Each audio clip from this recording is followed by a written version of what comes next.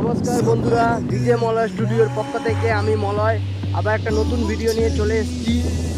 বসন্তকাল এসে যাওয়া মানেই প্রত্যেকটা গাছের নতুন পাতা গজাতে শুরু করছে, পুরনো পাতা ঝরে যাচ্ছে।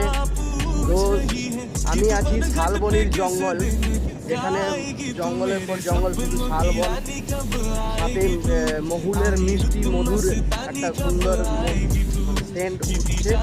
তো আমি যাচ্ছি জঙ্গলের রাস্তা হয়ে।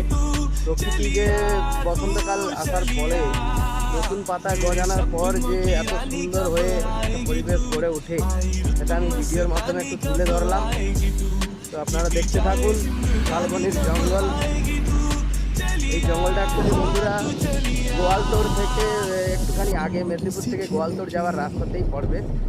প্রকৃতির কত রুদ্র রূপের সাথে, পরিবেশের সাথে গাছপালাগুলো